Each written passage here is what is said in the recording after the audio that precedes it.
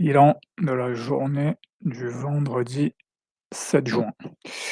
Donc il y avait quelques news, la plus importante, le NFP. Ensuite, bon, ça c'est pas des news majeures. Donc là, voilà, le NFP, earning, il y avait pas grand-chose cette semaine. Donc la clé ici, c'est de voir que malgré le NFP bad, il y a des acheteurs.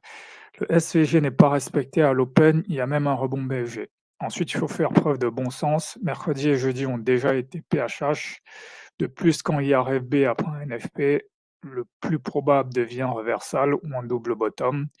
Il faut donc voir le RB50 ici comme un scalp et donc attendre un double top. Le NQ et le dos donnent des indices clairs. La difficulté ici est donc de se rappeler que même le RB50 a une invalidation et quand elle apparaît, il faut clôturer inversé. En fait, la difficulté de cette journée, c'est d'être plus dans le contexte et surtout, un truc que j'ai du mal à faire, mais c'est d'accepter que même les signaux les plus forts de hausse peuvent être invalidés. Donc ici, sur confirmation RB50 ou RFB à 17 h Morou avec BFG, 16 h 30 close, mais clôture au-dessus de RB50, 17 h 15 aval 50% du Morou, 17 h 45 SVG, 17 h non respecté. Il faut acheter à partir de là. Sur confirmation, DBT, RB50 devient un double top. Donc en fait, quand le RB50 se transforme en double top, 16 h 45 RFB, 17 h RB50, 19 h 15 dès que le prix test PHUS, marteau V 19 h 30, Doji clôture de plus en plus basse à 19 h 15, des Doji R. À partir de là, il faut vendre. Sur confirmation, échec RB50, bull flag, dès que la bougie qui fait bull flag est avalée, vendre et même avoir un ordre en dessous. Ici, ignorance, biais baisse, NFP, rêvé. Quand il y a un rêvé lors d'un NFP, le plus probable, c'est une baisse ou un double top. Ça, c'est assez important. C'est un truc que j'ai un peu oublié. Donc ici, un truc dont je me suis rendu compte, c'est que les doubles tops, les doubles bottoms, en fait, c'est facile de les annoncer, mais en temps réel, c'est pas si simple. Parce qu'en fait, c'est soit le début, soit un échec de RB50, soit un échec de RH50. Donc, le problème des mouvements en deux temps, c'est qu'ils correspondent à l'échec d'une continuation. Pour les identifier, il faut donc avoir une grille qui dit cette continuation est une arnaque. Typiquement ici, le RB50, c'est un signal très fort de continuation de hausse, mais à un moment donné, il fallait lire le fait que, vu qu'il y a eu un reversal sur une journée de NFP, le plus probable, c'est que le RB50 échoue. Donc ici, en exemple, le RH50 veille de NFP après une baisse des taux bien accueillis, le vrai trade est l'achat. Donc pareil, la veille, il y a eu un RH50, là aussi, il fallait avoir la lecture. On est la veille d'un NFP, le plus probable, c'est qu'il y a un front run. Donc ce RH50, c'est un scalp et va probablement échouer.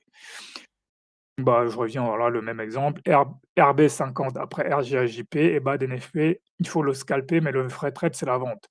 Ou alors, il faut juste prendre les signal bars et accepter d'enchaîner validation et validation pour le moment. Donc ici, à l'ouverture, donc ici, voilà, avant, le NFP est plutôt mal accueilli, mais ici, c'est invalidé, ici, c'est invalidé. Le fair value gap fait résistance, donc ici, elle fait support. À partir de 15 h 30, j'aurais pu commencer à acheter juste sur ce signal. Ici, c'est encore plus confirmé parce qu'on continue à monter, donc là, je peux acheter. Là aussi, je peux acheter parce que là, il devient très probable qu'on va au moins aller chercher la barre HJP. Donc là, je peux continuer à acheter, mais je pense que j'ai dû hésiter ici. Là, il y a ce break. Donc là, au moment du break, bon là, c'est un break de AJP, donc vaut mieux attendre. Là, il y a ce reversal. Je pense que je peux vendre directement ici, en fait. Je pense que si on casse un niveau et qu'il est immédiatement réintégré, je pense que là, il faut vendre pour aller chercher au moins un RB50. Donc je pense que j'aurais dû vendre ici. Donc ici, le fair value gap est fermé, mais en même temps, on revient sur le RB50. Là, c'est pas une mauvaise idée de vendre et c'est pas une mauvaise idée d'acheter. C'est là où, bah, soit il faut suivre le signal, soit il faut se dire, bah, le plus probable, c'est qu'il y a un reversal, donc là, je n'achète plus. Sinon, ici, voilà, à partir d'ici, on teste RB50 et là directement on réintègre. Donc pareil, ça aurait dû être mon signal d'achat. Donc j'aurais dû acheter à partir de là, acheter ici, mais en même temps, en gardant à l'esprit le fait que là, le plus probable, c'est quand même que on va finir à la baisse, vu qu'il y a eu un reversal et qu'on a une journée de NFP. Donc ici, je peux continuer à acheter, je peux continuer à acheter, je peux continuer à acheter. Ici, TP Hunter, mes positions vont sauter, j'arrive ici.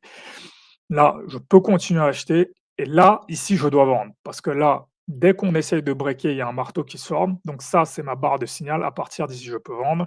Ici, les clôtures de plus en plus basses. Là, je peux vendre. Je peux même placer un ordre ici, cette bougie, sous ce TP Hunter en me disant: «Dès qu'on passe en dessous, ça veut dire que ce signal-là a échoué et donc je peux vendre». Même ici aussi et là, après ici, de toute façon, je pense que je me serais arrêté là. Trop d'aller-retour, en général, moi, je préfère m'arrêter.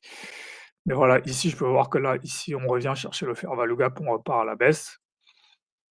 Donc comme je disais, voilà, la difficulté vraiment des doubles, des mouvements en 2 temps, c'est que c'est facile de les annoncer, mais en réalité, c'est pas si simple. Par exemple, voilà, je vois le même ici, quand il y a cette bougie, c'est pas déraisonnable de penser que la baisse va continuer.